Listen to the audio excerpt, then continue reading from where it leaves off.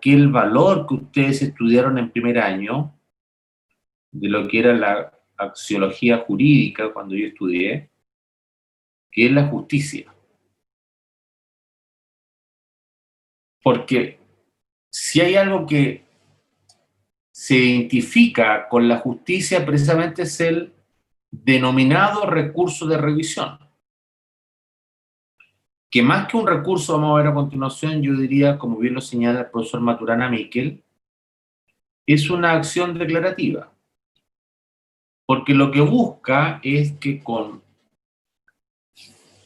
evidencias ciertas, lo que busca este recurso es finalmente dejar sin efecto una sentencia firme. O sea, estamos diciendo dejar sin efecto la cosa juzgada.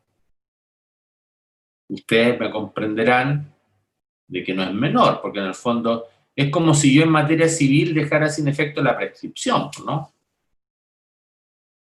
Entonces, en estos casos puntuales, según vamos a ver a continuación, lo que prima es la justicia por sobre la seguridad jurídica. O sea, para el legislador en algunos casos es más importante la justicia, porque la verdad es que si no fuera así, lo que finalmente se provocaría sería un riesgo para la sociedad. Para la sociedad en el sentido de que hay casos que son demasiado burdos, graves, elocuentes, que no invitan, sino que necesitan de una otra parte que finalmente sean corregidos. Y eso es lo que hace el recurso de revisión finalmente, ¿no? Bien, siguiendo al profesor Maturana Miquel, la revisión podríamos decir que es la acción declarativa de competencia exclusiva y excluyente de la Corte Suprema, que se ejerce para invalidar sentencias firmes o ejecutoriadas que han sido ganadas fraudulentamente o injustamente en casos expresamente señalados por la ley. Ciertamente encuentro que la definición es buena, es correcta, es concreta y aborda precisamente cuáles son las características del recurso de revisión. Cuando yo digo que es acción declarativa, o cuando el profesor Maturana Miquel dice que es acción declarativa, se está refiriendo precisamente a que la naturaleza de lo denominado recurso de revisión tiene que ver más bien con una nueva gestión que busca precisamente dejar sin efecto una sentencia firme. Cuando yo digo una nueva gestión me estoy refiriendo no necesariamente o no concretamente a un recurso o a la simpleza de un recurso, sino que más bien lo que se requiere es un nuevo proceso. Eso es lo que en el fondo estoy intentando decirle a ustedes ahora. Un nuevo proceso. O sea, generemos algo nuevo, porque la verdad que aquí hay algo que es fraudulento o es injusto. Esta sentencia huele mal porque tiene algo fraudulento, tiene algo que merece ser revisado, ser examinado, ya sea en materia civil o en materia penal.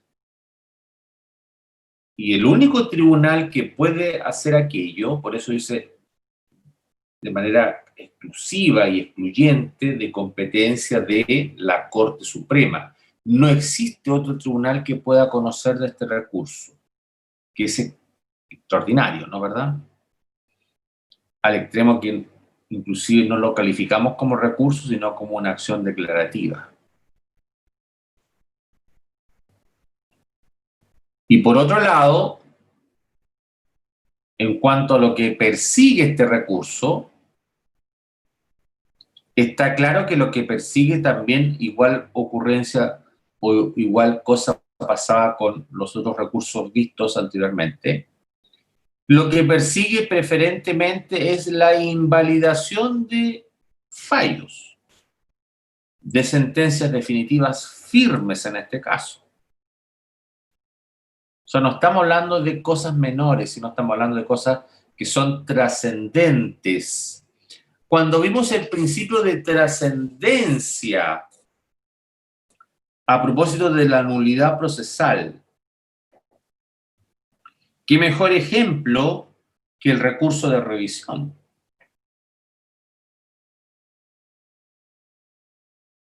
Al extremo de invalidar sentencias firmes. O sea, resulta tan trascendente para el legislador no dar cabida al fraude o aquellas cosas que al extremo son injustas, que se inclina por la justicia por sobre la seguridad jurídica. Y eso es lo que es el recurso de revisión. Para aquellos que son románticos, la verdad que el recurso de revisión, yo diría que colma todos los intereses de aquellos. Porque la verdad que, claro, cuando uno estudia, cuando uno entra a las escuelas de derecho, entra pensando en la justicia, ¿no? Pero cuando sale de las escuelas de derecho, la verdad que uno no sale pensando en la justicia, sino que sale pensando en la seguridad jurídica.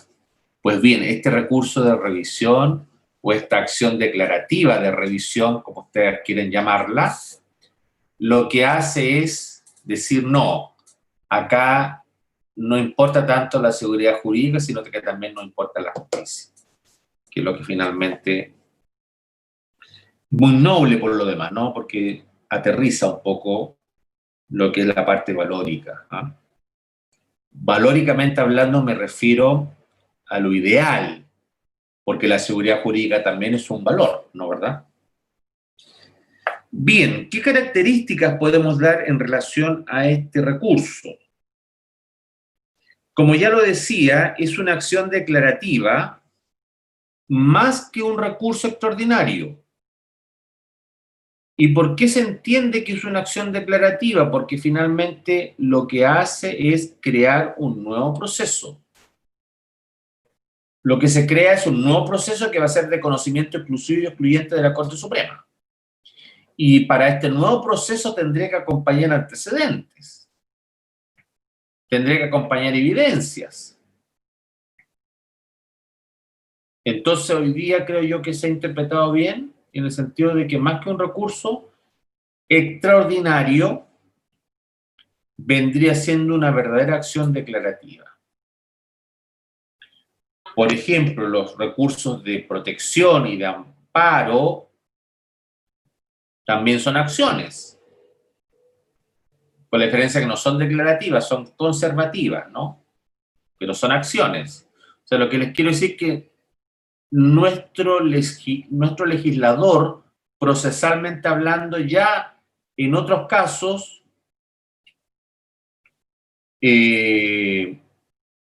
denominó recursos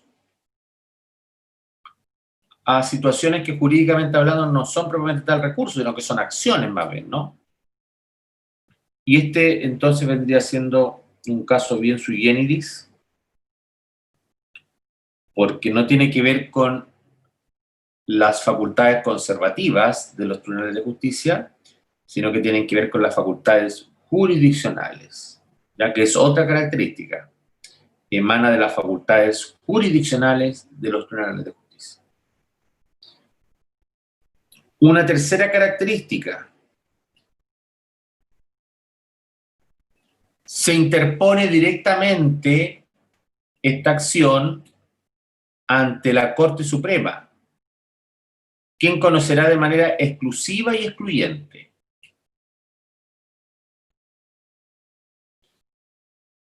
La verdad que esto nos indica claramente que estamos en presencia entonces de una acción muy especial, a tal extremo que creo yo que sí se justifica, que solo debe de conocer el Tribunal Superior de la República, que en este caso es nuestra Corte Suprema de Justicia. Si hay casos los cuales se justifica que entre a conocer de ciertos temas, es precisamente la Corte Suprema que entra a conocer de estos temas, porque son casos puntuales. No es llegar y dejar sin efecto una sentencia firme. ¿Se imaginan si los tribunales de justicia, cualquiera fuere, tuviese la facultad para dejar sin efecto sentencias firmes? Se generaría un caos, una suerte de inseguridad total. Entonces lo que se advierte es que no cualquier tribunal tiene la competencia para aquello. Otra característica: este recurso claramente no constituye instancia. Si bien es cierto, es una acción declarativa,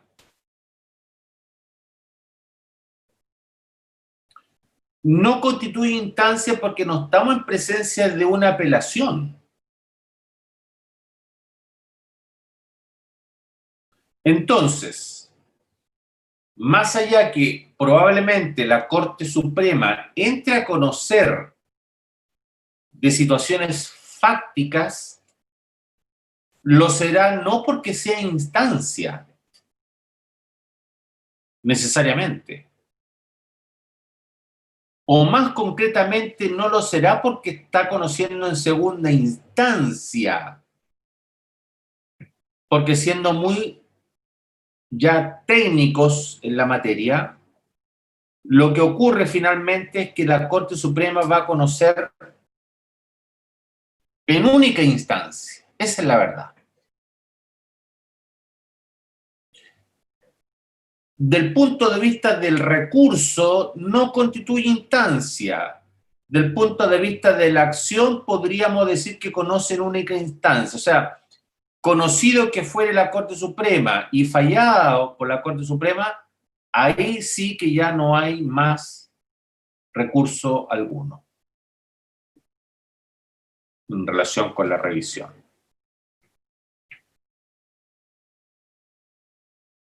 Entonces, cuando se dice que no constituye instancia, estamos haciendo referencia más bien a lo que es la naturaleza del recurso, en concreto en relación con el recurso de apelación, ¿no? Pero eso no obsta a decir que, por ejemplo, la Corte Suprema va a conocer de este asunto en única instancia. Porque vuelvo a insistir, es una nueva acción que se genera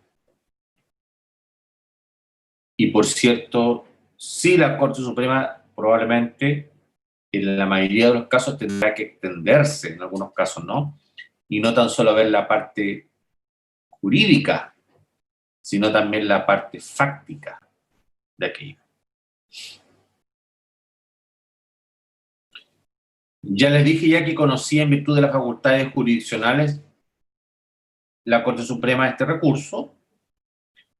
Luego, la finalidad es perseguir la invalidación de sentencias firmes o ejecutoriadas. Nótese, firme o ejecutoriada son conceptos sinónimos, porque en algunos casos me ha pasado que he escuchado, me ha ocurrido que he escuchado, que algunos alumnos dicen sentencias firmes y ejecutoriadas, cuando eso está malo.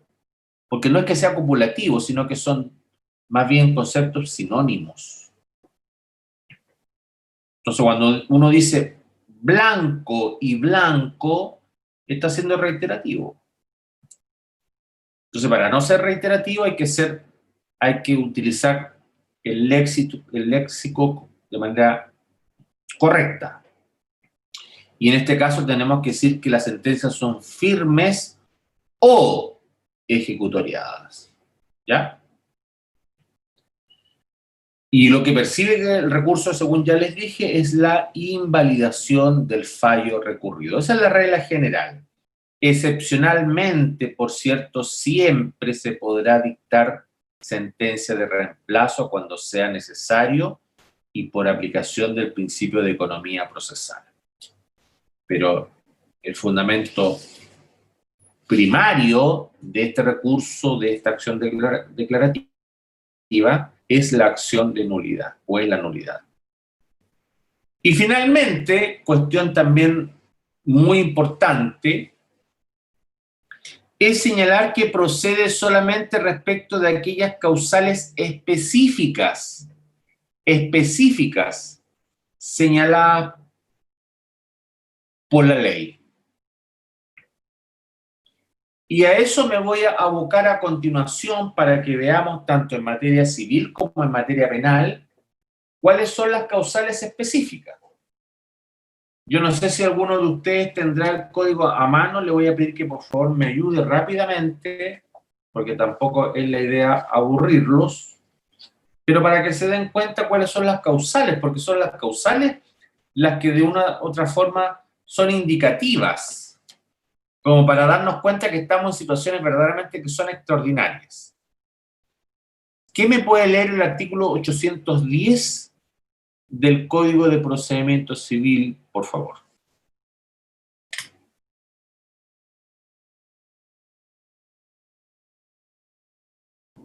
Yo lo leo, profe. Si me esperas un ratito porque me están informando que tenía examen y la verdad que mi secretaria no me dijo nada. Me informa a última hora.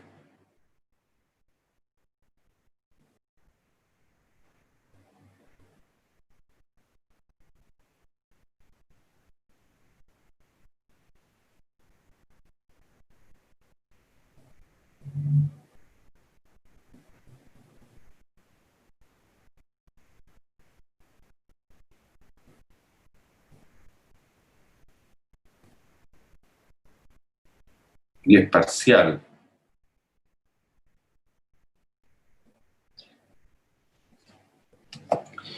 ¿Me dan unos minutitos, por favor? Sí, profesor. Gracias. Gracias.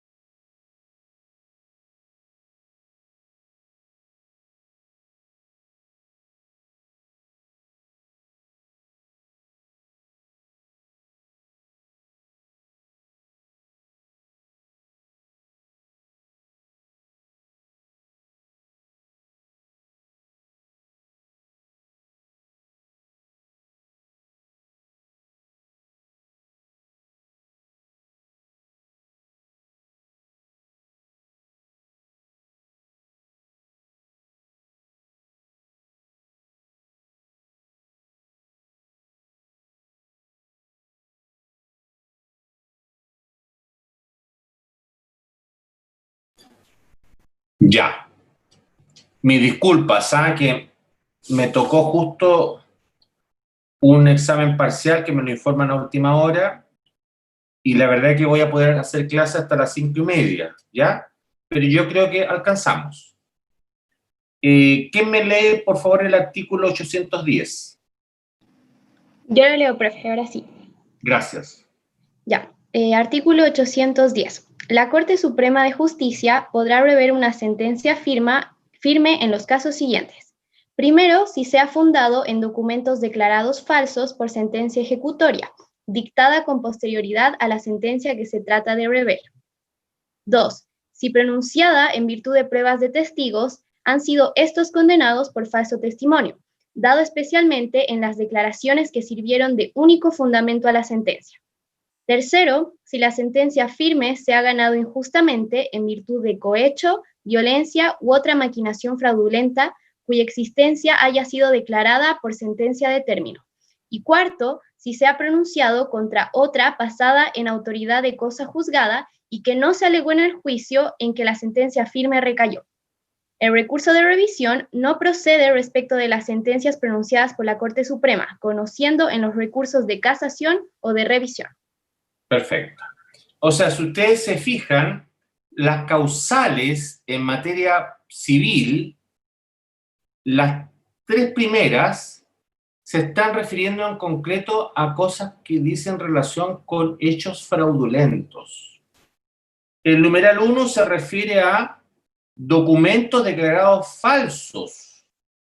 Ahora, nótese, no es cualquier documento que a mí me parezca falso, sino que es un documento que yo lo hice valer en juicio, pero luego, por un tribunal también de la República, ese mismo documento fue declarado como falso.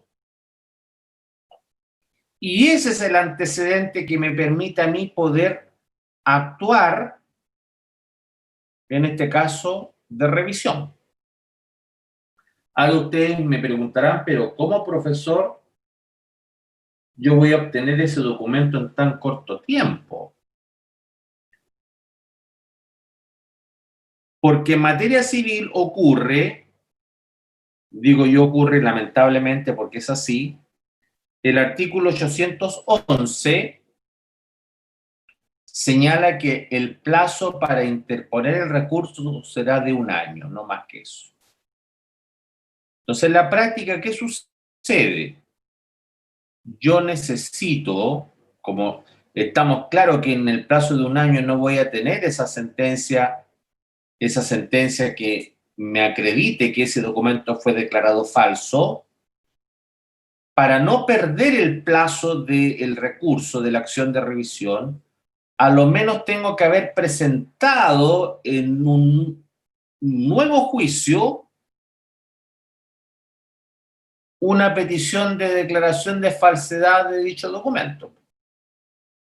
Y eso me servirá como antecedente para que pueda ser declarada admisible la acción de revisión. ¿Me entiende? Digo lamentablemente porque 1 año sabemos que es bastante poco. En 1 año yo no voy a conseguir que el documento sea declarado falso. ¿Me entienden? Pero sí me va a permitir a lo menos, si yo presento alguna acción antes del año, me va a permitir a lo menos no perder la acción de revisión. Si yo presento por así decirlo, una segunda acción luego de esa sentencia que me perjudicó, ¿no? Entonces, vemos que, bueno, en el caso de la segunda causal se está refiriendo también a testigos en este caso. Nótese, testigos que también fueron condenados, o sea, no se trata de cualquier testigo, sino que los testigos fueron condenados por perjurio, por falso testimonio. ¿Me entiendes? O sea, es importante a lo menos haber iniciado, yo digo, este segundo juicio respecto del antecedente que me va a servir de base para la acción de revisión. La tercera opción dice relación con la sentencia que se ha ganado de manera injusta y alude al cohecho, a la violencia u otra maquinación fraudulenta. Y también que haya sido declarada judicialmente. O sea, no es no es que a mí se me ocurrió el cohecho, no es que a mí se me ocurrió la maquinación fraudulenta, sino que aquello ya fue, idealmente, ya fue declarado judicialmente. Entonces, vuelvo a insistir, en estos casos lo que yo voy a necesitar sí o sí, porque claramente un año no me va a alcanzar, a lo menos haber iniciado la acción respectiva para, en el caso de los documentos, sean declarados como documentos falsos, en el caso de los testigos, sean declarados testigos que fueron mentirosos, que incurrieron en perjurio, o bien que derechamente la sentencia misma resultó a consecuencia de maquinaciones fraudulentas o de cohecho. Y el numeral 4, y en esto sí me interesa que ustedes tengan claro, fíjense ustedes que se mantiene la cosa juzgada. O sea, no es menor, el legislador le da relevancia e importancia a la cosa juzgada, al extremo de hacerla aplicable inclusive como a causal en materia de revisión, entendiendo de que no puede precisamente la certeza jurídica contrariarse a sí misma. O sea, no podemos tener dos fallos que sean contradictorios. A eso quiero llegar. No lo dice específicamente el 810, pero todos estos casos a los cuales estamos refiriéndonos, y así lo ha entendido nuestra jurisprudencia, se está refiriendo a sentencias firmes que sean condenatorias. O sea, el recurrente obviamente tiene que haber sido afectado por esa sentencia firme. Tiene que haber sido condenado por esa sentencia firme.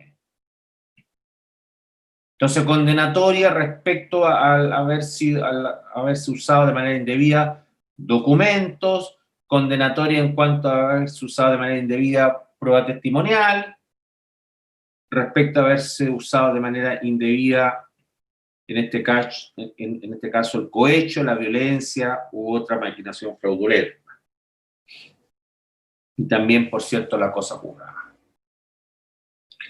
De igual forma, le voy a pedir, por favor, a Javiera, si me puede leer, en relación a las causales, el artículo 473 del Código Procesal Penal. 473. Ya. Artículo 473 del Código Procesal Penal, ¿no? Sí. Ya. Procedencia de la revisión.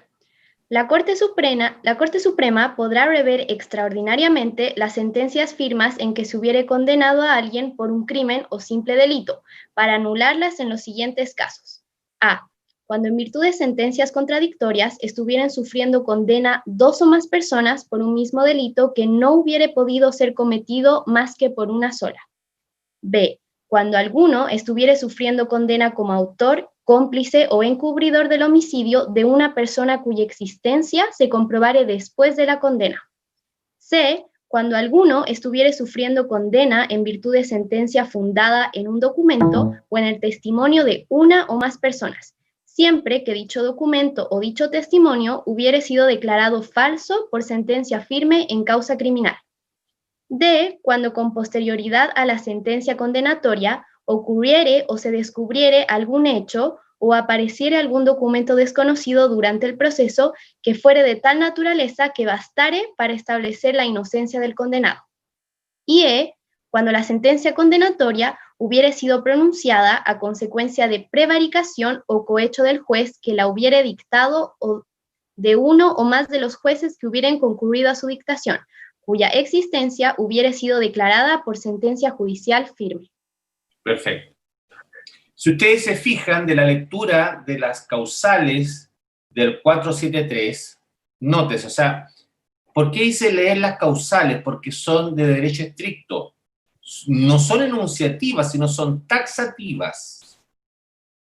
Si yo tengo el deseo, el sano propósito de iniciar una acción de revisión, lo primero que tengo que ver es que si lo que me están exponiendo calza o no con alguna de las causales que aparecen en la regla, ¿no?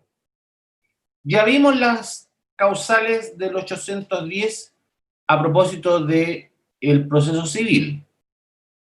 En materia procesal penal también ocurre lo mismo. De la lectura de las causales nos damos cuenta, por ejemplo, en la letra A, se está refiriendo a hechos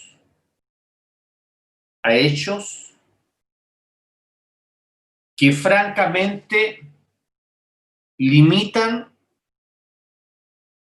con lo imposible. O sea, resulta imposible que a una persona la hayan condenado, o a más de una persona, perdón, la hayan condenado por delitos que solamente los puede cometer una persona.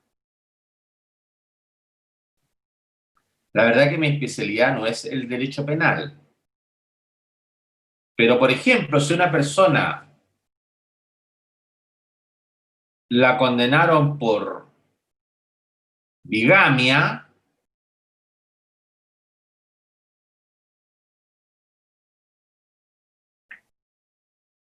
y es más, condenaron a más de una persona por bigamia, entonces ahí estamos claros que ahí hay algo raro.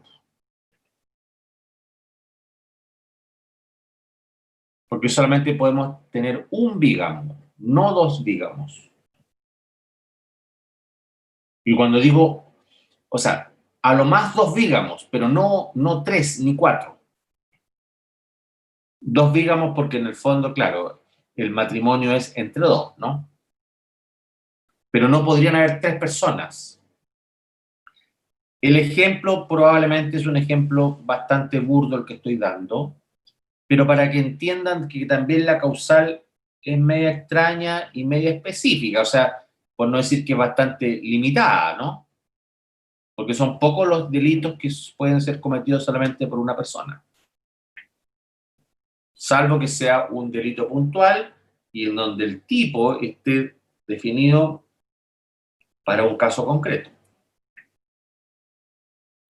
La segunda situación también se refiere a qué más burdo, qué más, diría yo, absurdo, que una persona que fue condenada por homicidio, respecto de quien luego se comprueba de que no ha muerto, pues. Está vivo.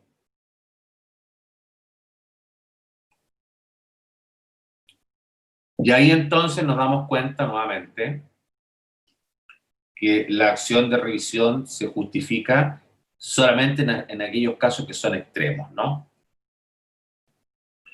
La tercera causal se asimila a la causal civil porque se refiere precisamente a el falso testimonio, ¿no? Se refiere también a documentos.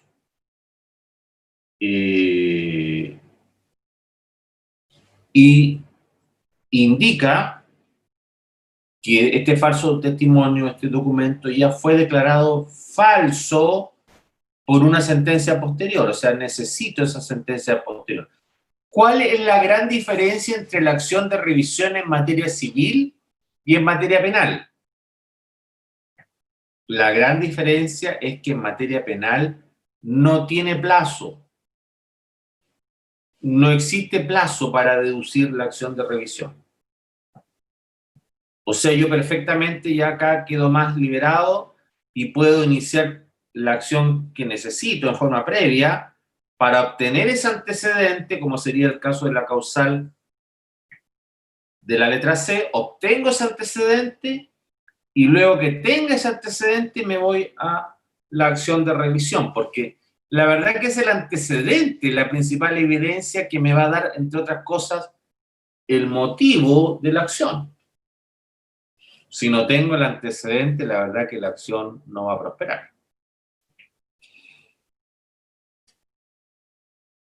La causal de la letra C se refiere a algo que también es elocuente, o sea, en definitiva estamos hablando de la presunción de inocencia. Se desbarata, o existen antecedentes que permiten desbaratar total y absolutamente la responsabilidad penal del condenado y volver a la presunción de inocencia.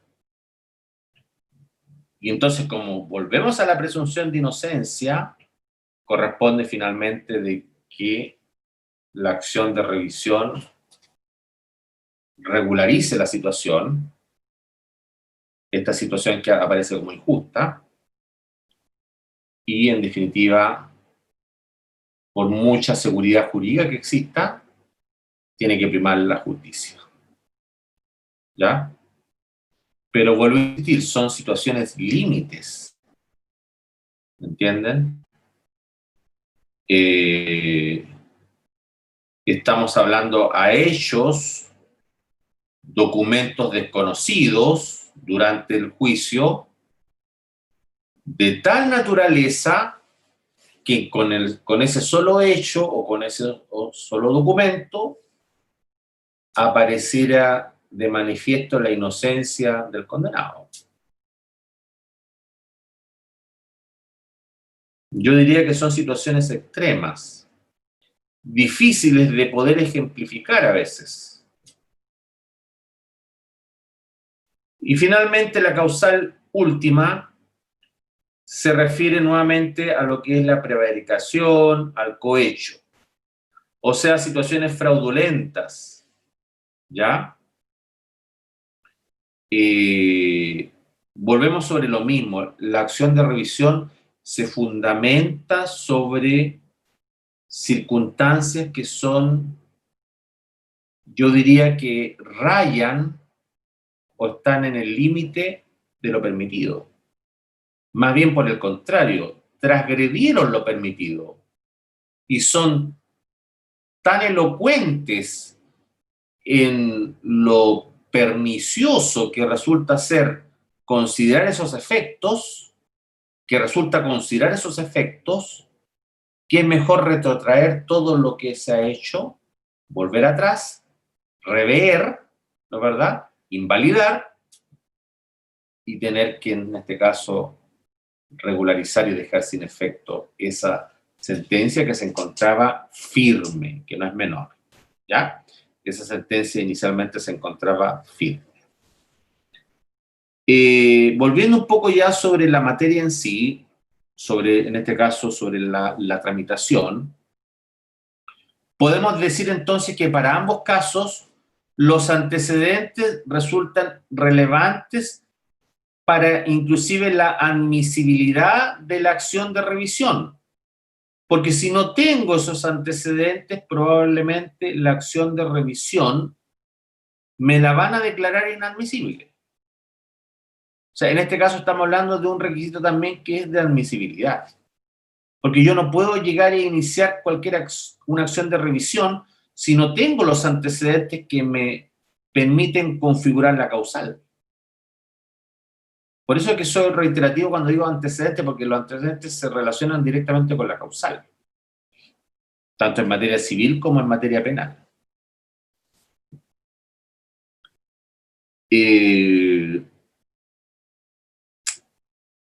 Claramente, como es una presentación que ocurre ante la Corte Suprema, acá lo que va a importar va a ser que esta acción siempre va a tener que estar patrocinada por un abogado habilitado para el ejercicio de la profesión, tanto en materia civil como en materia penal.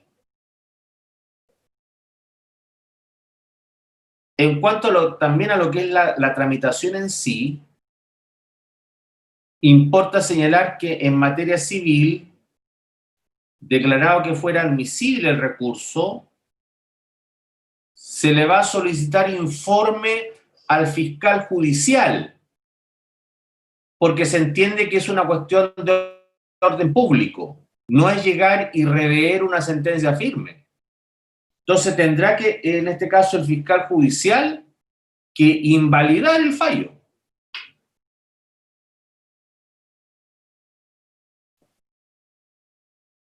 O mejor dicho, solicitar que se invalide el fallo. Esa es la verdad. Tiene que solicitar, o sea, el fiscal judicial en este caso va a emitir un informe y es el fiscal el que, ya sea dependiendo de su informe, va a estar de acuerdo o no con la invalidación del fallo. Ahora, si está de acuerdo, aquello tampoco es necesariamente, yo diría que no es respecto del tribunal, en este caso de la Corte Suprema, no es vinculante. Entre paréntesis, conoce la sala de la Corte Suprema respectiva, la sala civil en materia civil, la sala penal en materia penal. Ya estamos hablando siempre de salas, porque no olvidemos que estamos hablando de facultades jurisdiccionales, ¿ya?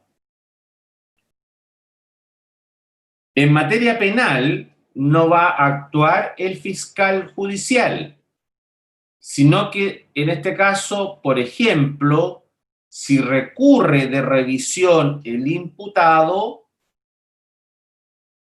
se le va a dar traslado al Ministerio Público para que el Ministerio Público, digámoslo así, derechamente, concurra en contra de la acción. Ahora, ustedes comprenderán que si el Ministerio Público reconoce que hay algo raro, probablemente el tribunal, en este caso la Corte Suprema, termine acogiendo la acción de revisión. Finalmente, lo que se relaciona con el fallo mismo, y esto es lo que me interesa que ustedes entiendan, finalmente, en ambos casos, en sí el fallo, si es acogido, va a invalidar la sentencia firme. Esa es la regla general, invalidar la sentencia firme. En materia civil,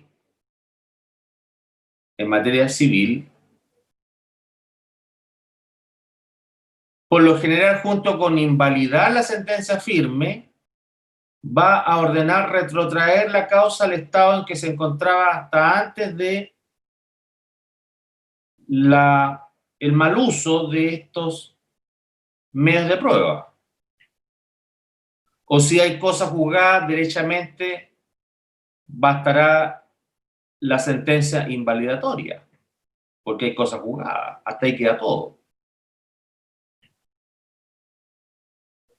Excepcionalísimamente podrá haber sentencias de reemplazo en el evento que existiera en relación a la causal misma, que no existiera la necesidad, ¿no es verdad?, de un nuevo juicio. Y en materia penal,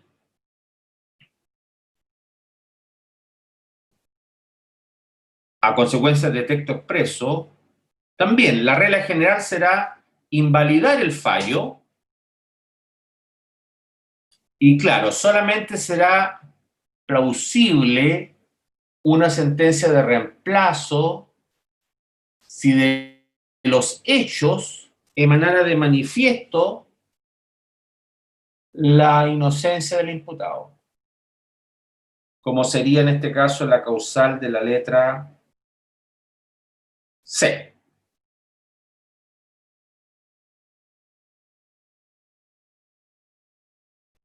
D, perdón, la causal de la letra D, del artículo 473. O sea, es la inocencia del imputado lo que me obliga finalmente a no tener que iniciar un nuevo juicio.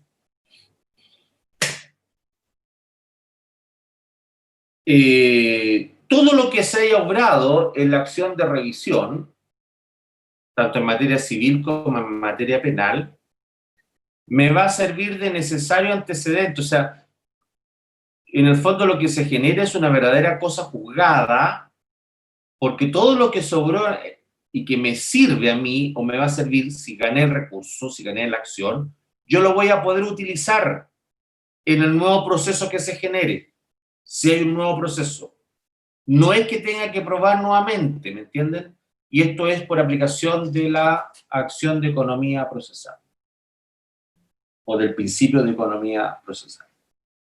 Yo les voy a pedir la disculpa del caso, porque ya me están llamando acá ya para tener que entrar al examen de grado. Bueno, es lo que les puedo decir en relación con la acción de revisión. Finalmente es una acción súper peculiar, súper específica, y yo creo que los antecedentes que le he dado hasta ahora son los más relevantes. De todas maneras, cualquier duda, cualquier consulta, quedo entregado a sus consultas, a sus preguntas, ¿no? Si quieren una última clase, por favor, a través de Bárbara me lo hacen llegar para poder finalizar ya el curso, ¿no? Para mí ha sido un agrado poder compartir con ustedes. Ya me puse al día con las personas que les debía calificaciones. Mañana estoy regularizando el tema de la eliminación de la última nota para que puedan tener sus promedios como corresponde en el sistema, ¿ah? Así que eso. Discúlpenme que me despida rápidamente porque tengo que entrar ahora al examen de grado que me están esperando. Un abrazo, cuídense por favor y nos estamos viendo, ¿ya? Que les vaya bien. Chao, profesor. Chao, Hasta luego. profe. Hasta luego, Chao. profesor. Chao.